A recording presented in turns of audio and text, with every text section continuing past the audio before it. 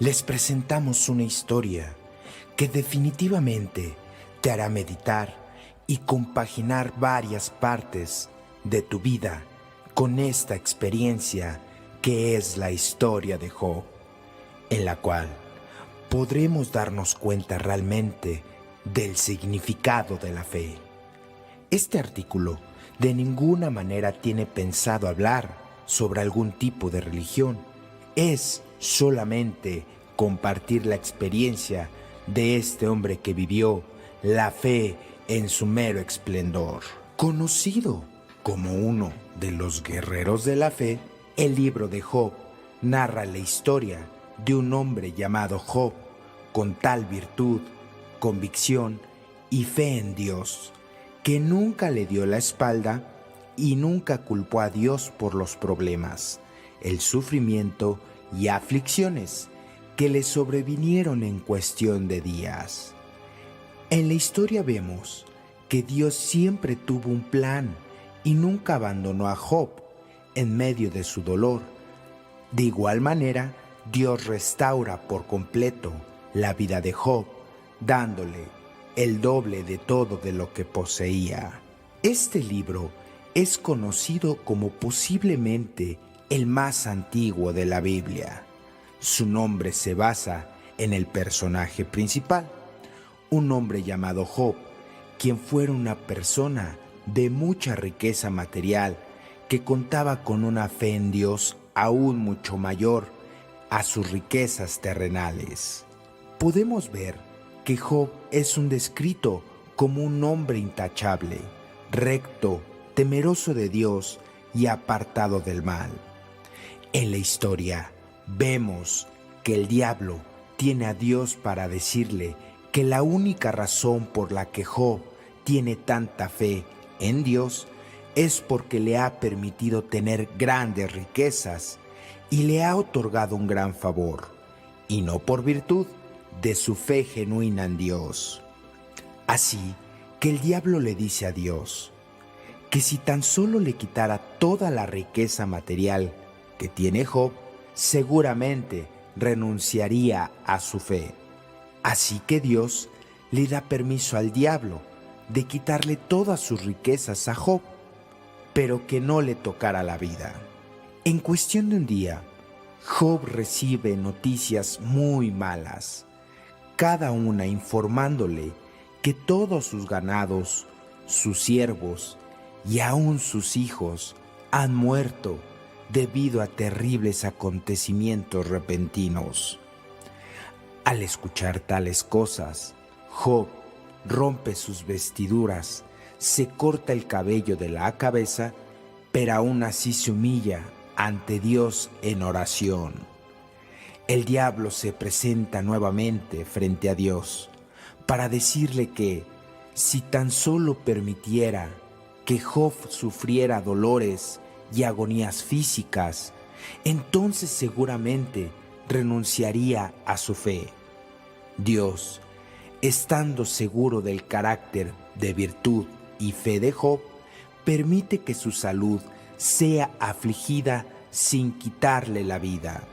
Rápidamente, el cuerpo de Job es cubierto de llagas en su totalidad, y fue en ese momento que la esposa de Job le dice que es mejor que maldiga a Dios y que se muera en lugar de vivir así, a lo que Job le contesta: ¿aceptamos el bien de Dios y no aceptamos el mal?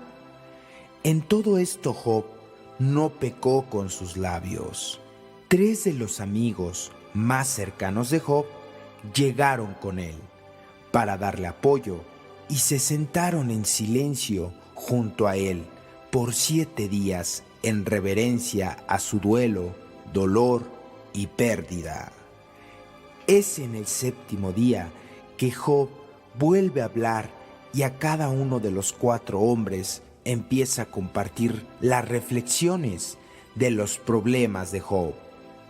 Job maldice el día en que nació y compara la vida y a la muerte con la luz y la oscuridad con todo esto.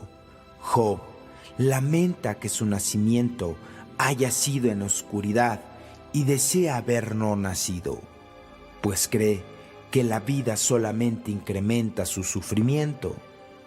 Su amigo Elifaz le responde que, aunque Job en el pasado había ayudado a mucha gente con su dolor, pero nunca había experimentado tal dolor.